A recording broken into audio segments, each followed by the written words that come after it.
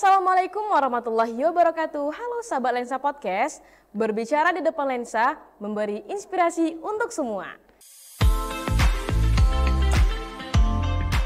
Di episode pertama kali ini akan menjadi episode yang spesial banget nih, karena kita akan kedatangan tamu yang sudah jauh-jauh nih dari luar negeri, yaitu dari Kamboja. Langsung saja ya, bintang tamu kita Arifin Ahmad. Bagaimana kabarnya Arifin? Alhamdulillah sehat hari ini. Alhamdulillah. Jangan agak hari ini. Alhamdulillah Aisyah baik. Arifin, sebelum kita berbincang-bincang lebih lanjut, Ica pengen nanya nih, Ica pengen tahu bagaimana proses Arifin untuk sampai ke Indonesia. Kan jauh-jauh nih dari Kamboja, melewati beberapa ya pulau negara. Bisa diceritakan? Alhamdulillah, selepas saya lulus ujian aliyah di sana, jadi dikabarin atau diberitahu oleh Ustaz di sana tentang Win Mahmud Yunus Batu Sangkar. Ya. Dan saya pun tertarik dengan Win Mahmud Yunus Batu Sangkar sebab di Win Mahmud Yunus Batu Sangkar itu ini sangat memberi ilmu kepada anak-anak ataupun mahasiswa. Yeah. Jadi saya pun menarik dengan Win Mahmud Yunus Batu Sangkar. Lepas itu saya pun cari tentang Mahmud Yunus Batu Sangkar. Kebetulan benar apa yang disampaikan oleh Ustaz itu. Win Mahmud Yunus Batu Sangkar adalah win yang hebat yang melahirkan generasi-generasi yang luar biasa. Iya, insyaallah. Lepas menunggu dalam 6 bulan, alhamdulillah lulus di sini. Lulus daftar di sini. Jadi pada tanggal 20 September tahun 2020, alhamdulillah saya berangkat daripada Kamboja. Jadi bukan sekali sampai di sini naik pesawatnya. Jadi dari Kamboja, dari Phnom Penh Kamboja masuk ke Kuala Lumpur, Malaysia. Ya. Lepas itu pesawat lagi daripada Kuala Lumpur Malaysia ke Jakarta dulu. Lepas dari Jakarta baru ke Padang. Dan jadi prosesnya agak jauh juga sebab masa tu COVID-nya belum selesai lagi. Betul. Jadi kena pesawatnya itu kena 3 kali, tapi alhamdulillah sekarang bisa 2 kali, cuman dari Padang ke Malaysia, dari Malaysia ke Kamboja. Iya, lebih singkat ya. Menarik banget ya perjalanan Arifin. Perjalanannya kayak bisa dibilang traveling. Seru banget dari negara ini ke negara ini sampai ke daerah seperti Batu Sangkar. Nah, langsung ke pertanyaan nih Arifin. Kenapa Arifin memilih UIN Mahmud Yunus Batu Sangkar sebagai tempat melanjutkan perguruan tinggi? Kenapa? Sebab saya memilih UIN Mahmud Yunus Batu Sangkar itu, ya saya pertama itu yang udah saya kata tadi, sebab menarik dengan suasana di sini. Suasana di Sumatera Barat ini, sebab di sini tuh orangnya lemah lembut atau sopan. Satu lagi itu ialah dengan jamiah ataupun winnya sendiri itu hebat. Hebat yang dan di sini dan di Win Mahmud Yunus Batu Sangkar juga banyak fakultasnya, fakultas yang bisa pilih di dalamnya. Jadi saya pun lepas pikir-pikir gitu, mungkin Allah tetapkan saya di sini. Saya pun memilih di sini, alhamdulillah sampai di sini juga. Iya, kan tadi Arifin udah jawab nih kenapa memilih UIN Mahmud Yunus Batu Sangkar. Apakah dulu di Kamboja, di negara asal Arifin itu kan pasti ada juga universitas yang udah terkenal ataupun yang sudah berbahasa Islam. Apakah Arifin gak tertarik atau memang pengennya berniat tuh dulu saya habis lulus aliyah saya pengen ke luar negeri lah atau gimana? Di Kamboja itu jamiahnya ataupun universitasnya ada, tapi universitas Islami belum ada lagi. Oh, belum ada. Jadi saya pun pilih di sini sebab di sini adalah universitas Islami. Jadi bisa saya belajar tentang Islam dan belajar tentang lain-lain lagi di sini. Gitu. Ya. Alhamdulillah ya, berarti bersyukur dengan apa yang Allah takdirkan hingga sampai di UIN Muhammad Sangkar. Next nih Arifin, kenapa memilih prodi atau jurusan bahasa Arab? Dari pas kami lihat CV dari Arifin kan jurusannya pendidikan bahasa Arab. Kenapa memilih bahasa Arab? Ataukah Arifin itu punya background pesantren atau di masa aliyahnya atau hanya pengen coba-coba? Sebelumnya itu pernah mondok di Malaysia. Lepas itu ya mondok itu kebanyakan bahasa Arab. Jadi dan saya pun memilih bahasa Arab, jurusan bahasa Arab itu sebab untuk mendalami ilmu bahasa Arab lagi. Dan sebab saya pilih bahasa Arab juga sebab di Kamboja itu Dulunya pesantren. ya di sana tuh kebanyakan di sekolah-sekolah itu pakai bahasa Arab. Mengajar kepada contohnya aliyah. Aliyah sendiri itu bahasa Arab. Jadi saya pun ingin mengajar di sana dan saya sebagai guru bahasa Arab. Berarti ya, sahabat Lensa Podcast, Arifin ini yaitu salah satu mahasiswa UIN Muhammad Yunus Batut Sangkar yang mengambil jurusan bahasa Arab, dan dia mempunyai cita-cita yang sangat mulia yaitu nantinya bisa menjadi guru atau mengajar bahasa Arab di negara asalnya. Kita berikan tepuk tangan. Dan next nih Arifin, first impression atau kesan pertama ketika Arifin sampai di Batu Sangkar. Ya, terkesan masa saya sampai di Batu Sangkar itu terkesan sangat. Jadi saya sampai di Batu Sangkarnya waktunya malam. Oh, malam. Ya, sampai yang waktu malam tidak nampak apa-apa. Dan sebab capek sebelah hari dalam perjalanan. Lepas itu lepas sampai di Mahat, langsung kami istirahat, siap-siap istirahat. Lepas bangun pagi, lepas bangun salat subuh, lepas itu dia pun naik ke tingkat atas. Ya. Nampaknya Masya Allah luar biasa. Sebab apa di sini itu nampaknya mahasiswa sangat ramai yang jalan untuk mencari ilmu. Masya Allah luar biasa dengan suasana dengan ilmu itu. Jadi nampaknya ramai mahasiswa yang jalan ke kampus universitas kan. Yeah. Sebab sebelum ini tidak pernah, cuman nampaknya ini mahasiswa ataupun santri-santri itu cuman 200 orang. Ini ribuan ya? Ya, ini sampai ribuan orang. Jadi Masya Allah, kenapa banyak sangat? Iya. Jadi gitu, first impression berarti apa ya?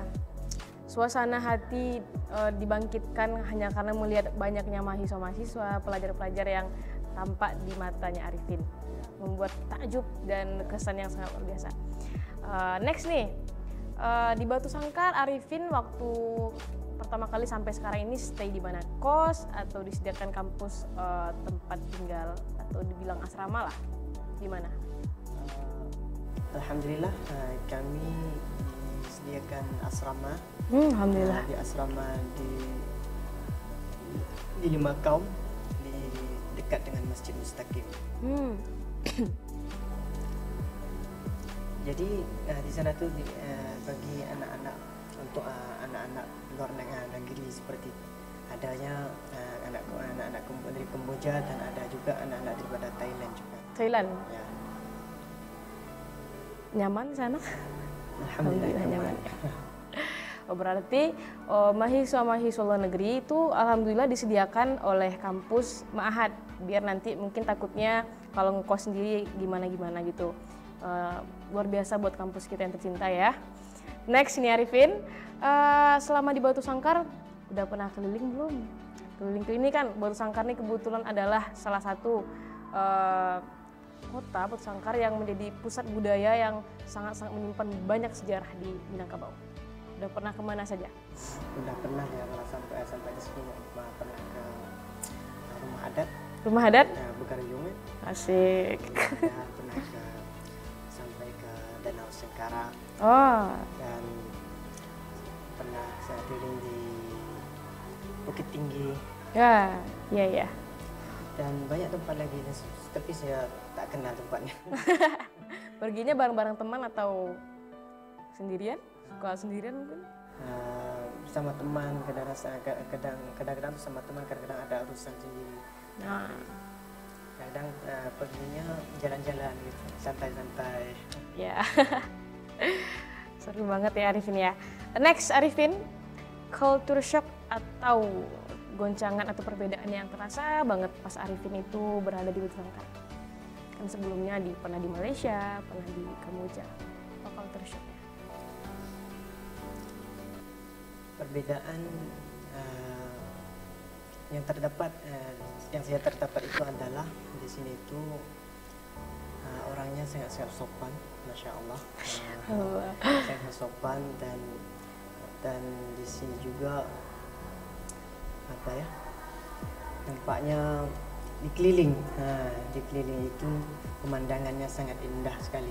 Bangun pagi kita bisa nampak pemandangan yang indah, nampak gunung, nampak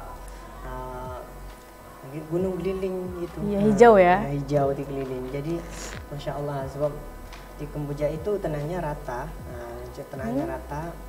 Ada juga tempatnya gunung tapi jauh daripada, bukan provinsi saya. Jadi jarang nampak. Ya kalau di sini itu hari-hari nampak. Menyegarkan mata. Ya, menyegarkan mata sebab semuanya keliling itu hijau. Iya, sehat ya untuk mata. Berarti selama Arifin di sini berarti bahagia lah ya. Alhamdulillah. Next, ada nggak kesulitan Arifin untuk menyesuaikan dengan lingkungan atau apa kayak pasti berbeda dengan Kamboja selain dari pemandangan tadi? Terdapat beberapa perbedaan saya dengan ataupun kesulitan bagi saya. Pertama itu bahasa yang sampai sekali itu sampainya tidak paham bahasa. Kasihan. Ya, kesulitan bahasa. Yang kedua itu adalah yang pertama bahasa Indonesia belum mahir lagi, dan yang keduanya lagi bahasa Minang. Aduh. Lagi bahasa Minang tidak paham, walaupun itu dia itu agak macam bahasa Indonesia, tapi dia tidak bisa paham langsung. Oke Arifin, kalau Ica boleh tahu nih berapa tahun untuk bisa bahasa Indonesia? Saya belajar bahasa Indonesia itu ya baru tahu di sini, tapi sebelumnya itu saya pernah tinggal ataupun pondok di Malaysia. Jadi pondok di bahasa Malaysia sama dengan bahasa Indonesia, jadi tidak beda gitu, bisa paham.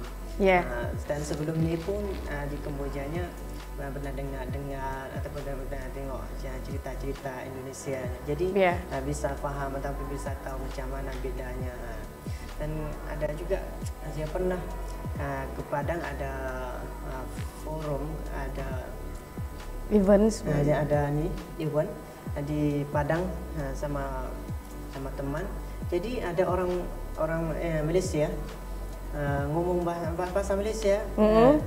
Sampai saya tidak bisa membedakan ini orang Malaysia ke ataupun orang Indonesia, sebab udah bahasanya udah macam sebab bahasanya sama gitu. Kayak serupa ya. Serupa, cuman bisa membedakan itu apa dengan apa gitu.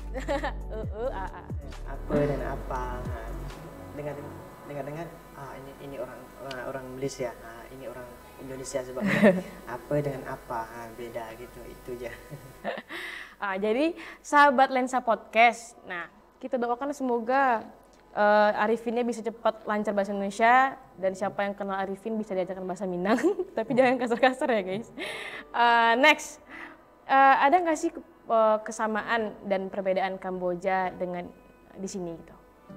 Dari segi apa selain yang tadi Arifin bilang ya, pemandangan mungkin tadi udah beda, apalagi tadi selain itu apa? Kesamaannya kalau segi makanan itu sama, makanan asasinya nasi seperti ini, dan rasa sambal. Kalau di Minangkabau ini adalah suka pedas. Spicy. Ya, suka pedas. Kalau di Kamboja tuh ya agak kurang pedasnya. Beda, jadi rasanya sampainya di sini tuh ya karena belajar makan pedas, karena sesuaikan diri itu dengan pedas. Dan yang keduanya cuacanya. Cuaca ya betul. Ya, cuacanya di sini itu lebih dingin daripada Kamboja dikit waktu malamnya. Tidak usah pakai kipas. Selimut. Tidak usah pakai kipas malam-malam. Di sini itu jadi alam gitu, dinginnya alam, tidak usah pakai kipas pun udah nyaman gitu. Iya, adem. Ya. Berarti itu ya cuaca, makanan tadi ya, makanan mirip-mirip lah. Ya, Tapi pedas sama kalau di Kamboja nggak terlalu pedas. Cuaca di sini lebih dingin daripada Kamboja. Next, ini paling apa ya?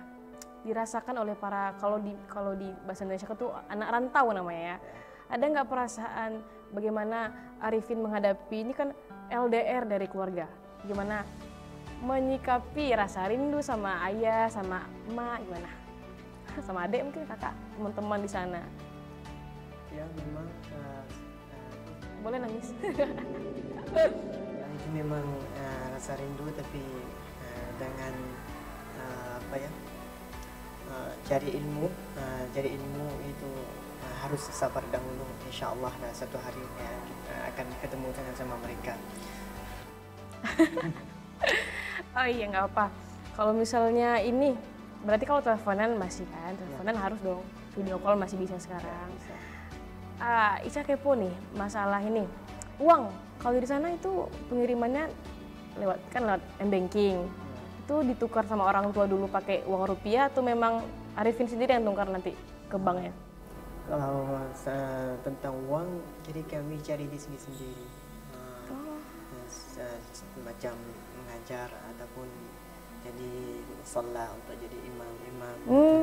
Jadi orang tua kami tidak. Jadi saya itu mendiri gitu, belajar mendiri. Masya Allah. Dan ada support daripada Win Mahmud itu sendiri.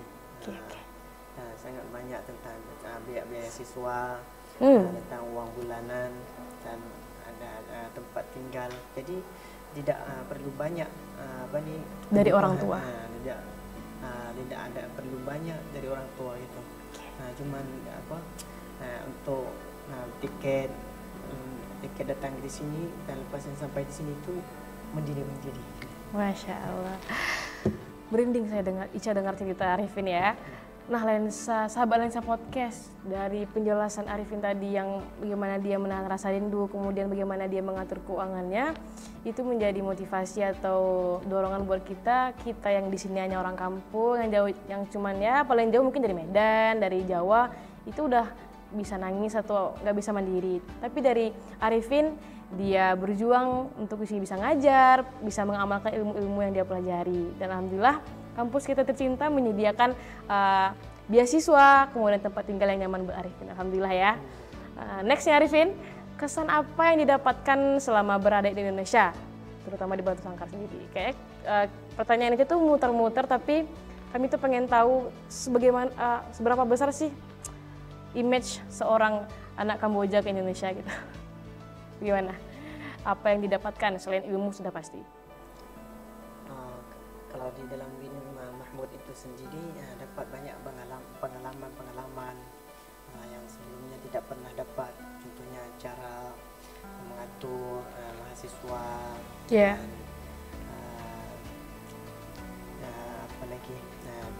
cara mengadakan acara-acara yang sebelum ini saya tak pernah nampak seperti PBAK.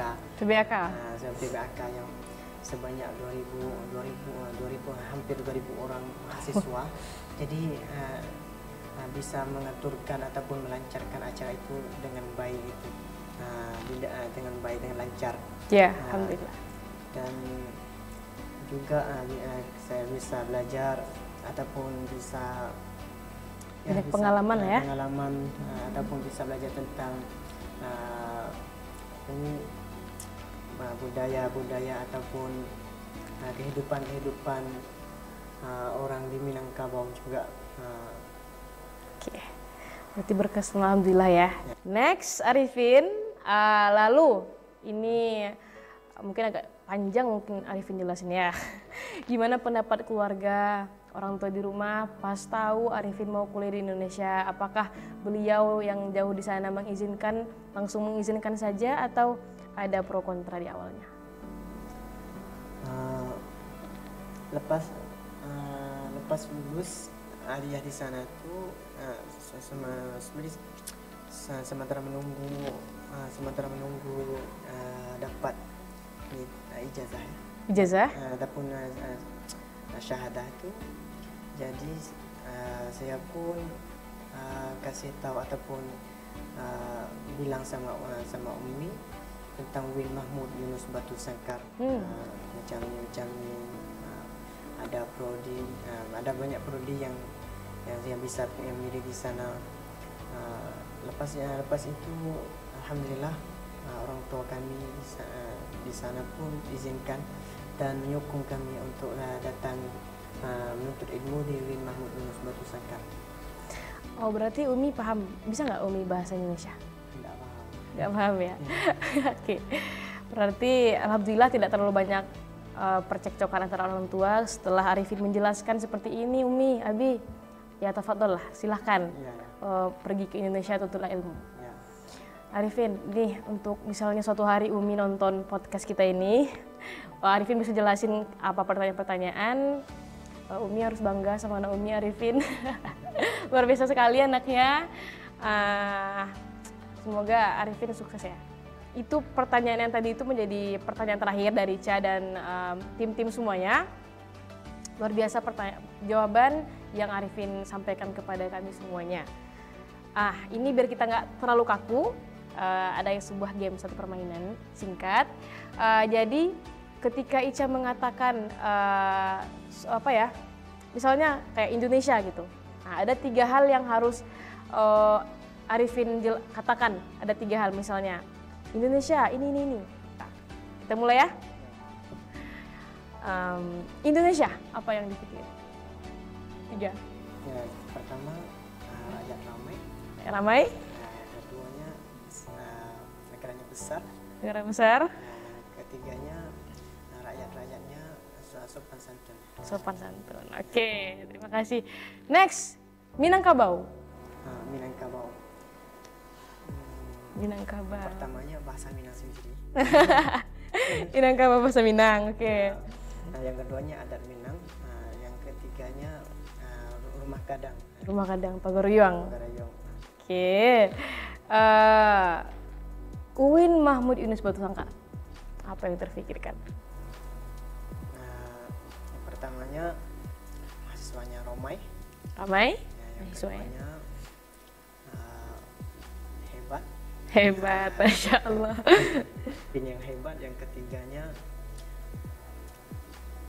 apa yang ketiga?